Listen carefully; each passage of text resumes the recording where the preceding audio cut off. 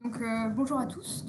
Aujourd'hui, je vais vous présenter les différentes méthodes qui existent pour préparer des échantillons pour des analyses en sonde atomique tomographique et la complémentarité qu'on peut avoir avec la microscopie électronique. Comme l'a présenté Frédéric, pour évaporer notre échantillon, l'échantillon doit être préparé sous forme de pointe dont le rayon de courbure va être inférieur à 100 nanomètres. Donc, on peut voir ici une image SEM d'un échantillon qui va être analysé en sonde atomique. Donc, on voit ici que le rayon de courbure correspond à 40 nanomètres.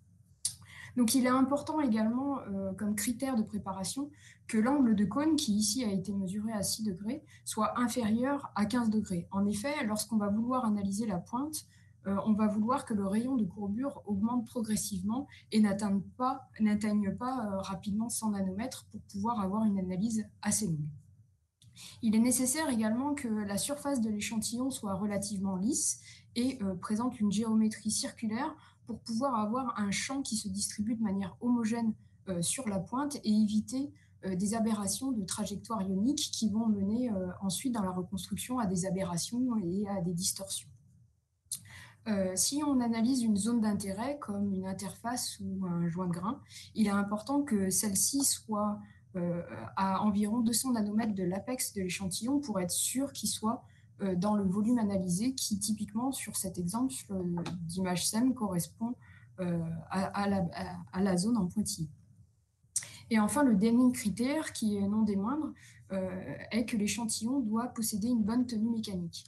C'est-à-dire que lorsque l'on va appliquer notre champ électrique sur notre pointe, on va mécaniquement solliciter la pointe, on va tirer dessus pour dire vulgairement.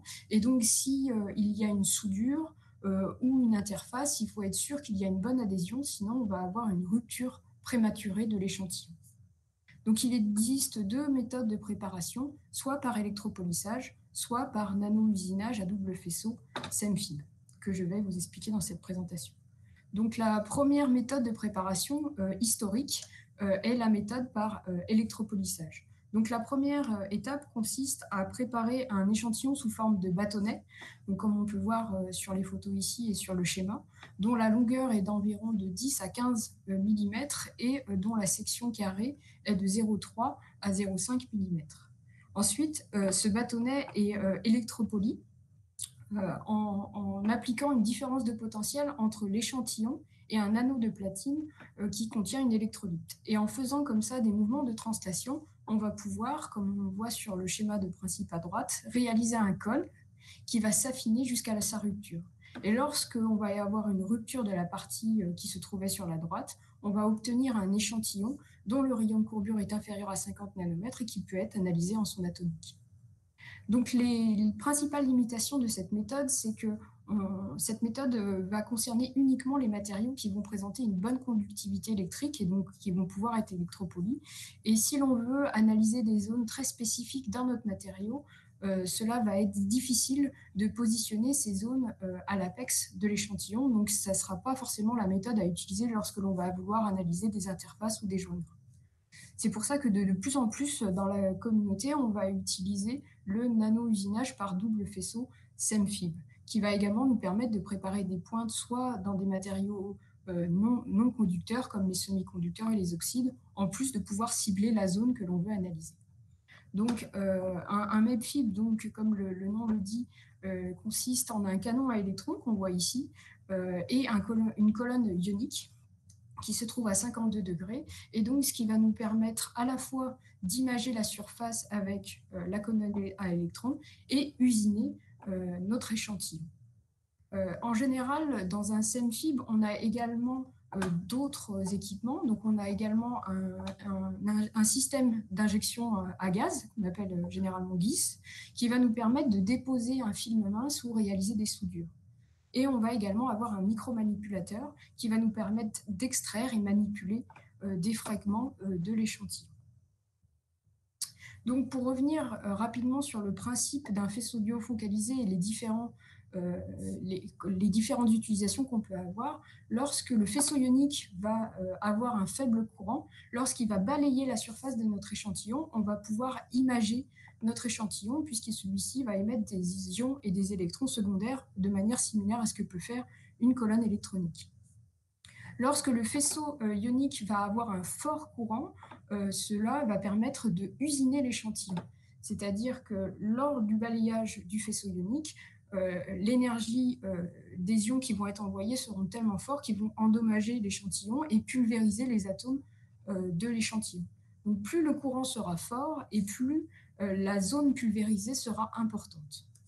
Et lorsqu'il est couplé avec un injecteur de gaz, donc typiquement il s'agit d'un gaz organométallique à base de platine ou de tungstène, lorsqu'il sera sous le faisceau ionique, les atomes de gaz vont venir se craquer et donc former sur la surface un film qui va nous servir soit de protéger des zones d'intérêt, soit de faire des soudures.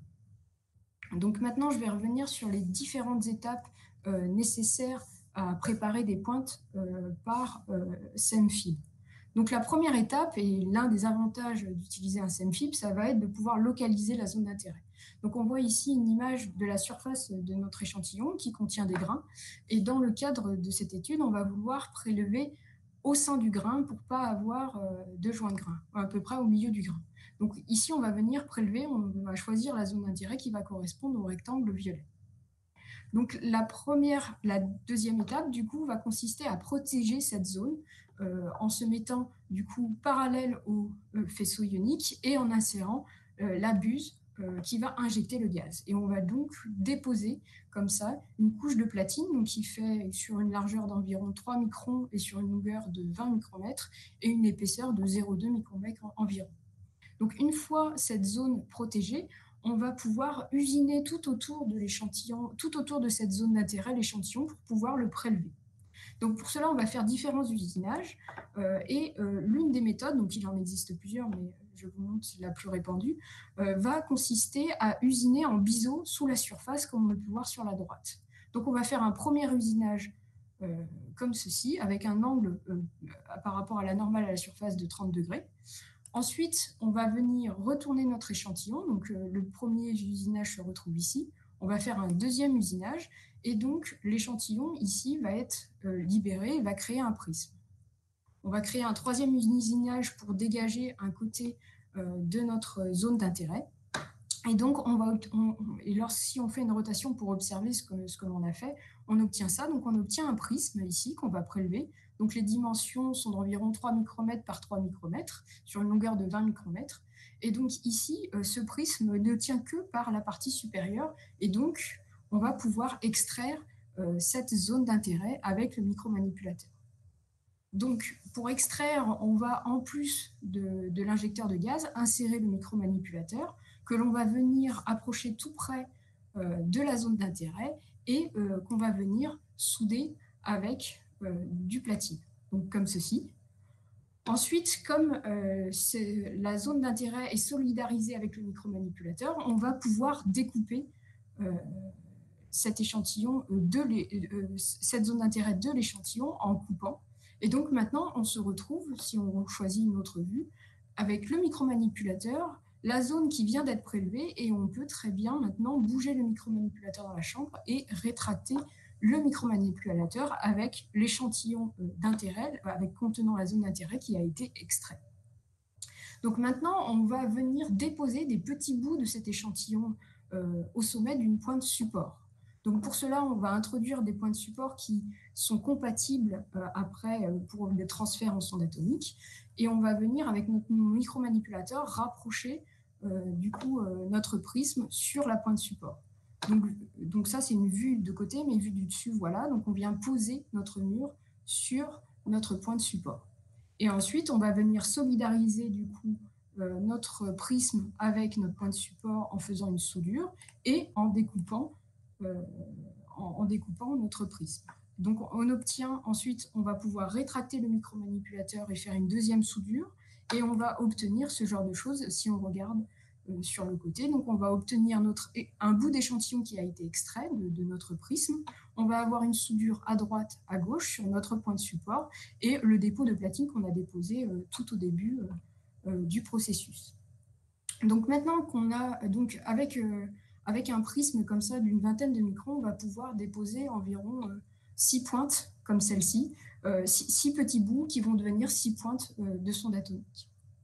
Donc, la dernière étape va consister à affiner du coup ce petit bout de matériau sous forme de pointe. Donc, pour cela, on va cette fois-ci se placer parallèlement au faisceau ionique et on va venir usiner la pointe en utilisant un usinage annulaire qui va avoir cette forme-là, en envoyant des ions juste dans la zone rouge. Et du coup, on va obtenir, après une première passe, ce genre de choses, donc une pointe plutôt cylindrique, mais en diminuant le rayon interne de ce pattern, on va diminuer la taille de la pointe, on va diminuer la taille de l'échantillon jusqu'à faire une pointe où le rayon de courbure est inférieur à 100 nanomètres. Et là, il va y avoir une dernière étape qui consiste à nettoyer l'échantillon en utilisant un faisceau ionique avec une beaucoup plus faible tension d'accélération, ce qui va permettre d'enlever tous les dommages d'irradiation, une partie du moins, pas tous, mais une partie des dommages d'irradiation qui ont été créés durant l'affinage de la pointe, et va permettre également d'enlever la couche protectrice et de se positionner à la profondeur voulue. Et ensuite, on va analyser cette pointe en sonde atomique.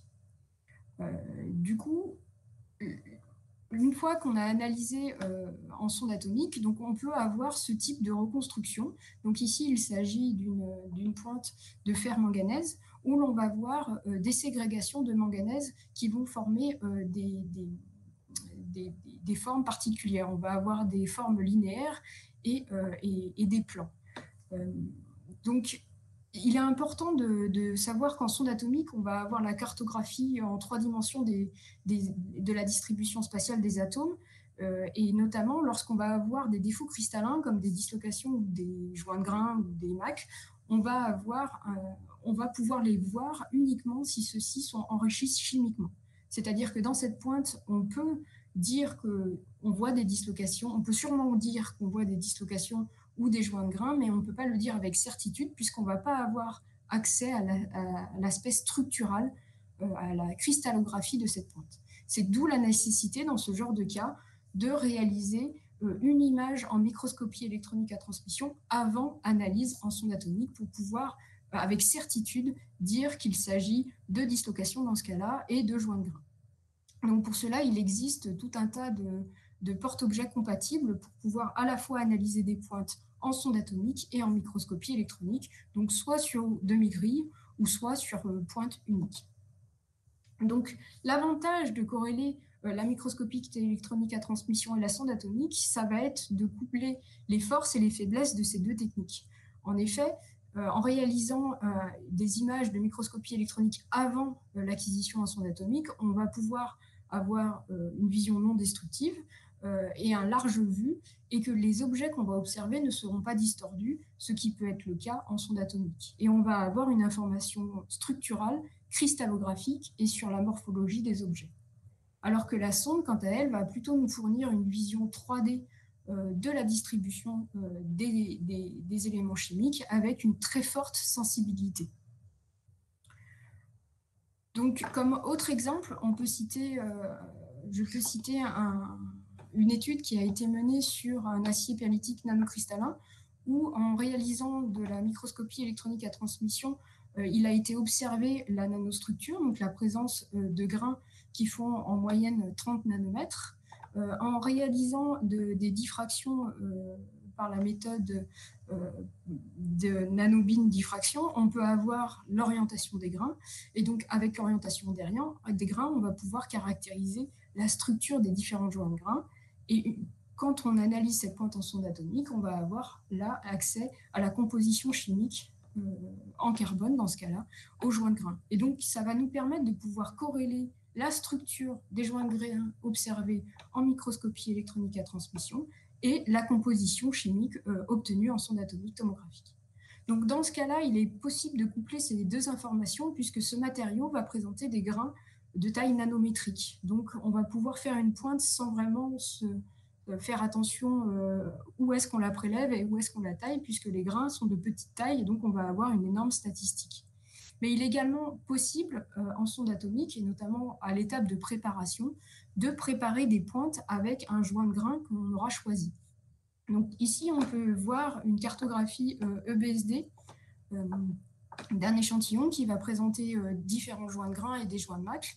Et donc, à partir de cette cartographie EBSD, on peut choisir un grain, donc dans ce cas-là, ce joint de Mach, et venir de manière similaire à ce que j'ai présenté un petit peu plus tôt avec la méthode de lift-out et du prisme, prélever le long de ce joint de grain la zone d'intérêt et préparer des pointes. Donc pour cela, aujourd'hui, une grande partie des MEB-FIB sont également équipés d'une caméra EBSD qui va nous permettre de faire les cartographies EBSD directement avant la préparation, mais qui vont nous permettre également de faire de l'EBSD en transmission lors des étapes d'affinage. C'est-à-dire que lorsque la pointe va être suffisamment fine, environ 200 nanomètres, on peut très bien faire une cartographie EBSD en transmission ou TKD pour pouvoir visualiser la position du joint de grain et ce qui va grandement nous aider, puisqu'on aura souvent perdu le contraste électronique, ce qui va nous aider à positionner le joint de grain à l'apex de la pointe. Et de plus, cela va permettre de caractériser pleinement la structure du joint de grain en nous donnant accès au normal au plan, ce qui va nous donner, avec les informations qu'on va avoir en EBSD, aux 5 degrés de liberté.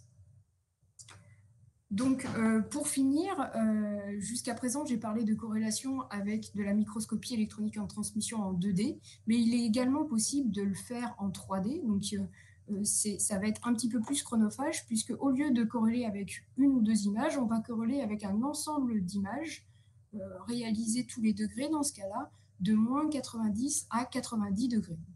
Donc, dans ce cas-là, il s'agit d'un matériau de silicium nanoporeux où les pores vont être remplis avec du nickel. Donc, l'acquisition, on la voit ici. Donc, c'est toute une série d'images qu'on peut reconstruire et avoir un volume en 3D. Et donc, en retaillant cette pointe-là et en l'analysant en sonde atomique, on va avoir un volume qui correspond au même volume que l'on peut reconstruire en tomographie électronique. Et donc, on peut très bien utiliser la tomographie électronique pour calibrer la reconstruction et vraiment fusionner les deux volumes que l'on peut voir ici, où on va avoir sur le même volume l'information chimique provenant de la sonde atomique et l'information morphologique qui va venir de la tomographie électronique. Donc je vais m'arrêter là, je vous remercie pour votre attention et si vous avez des questions, n'hésitez pas.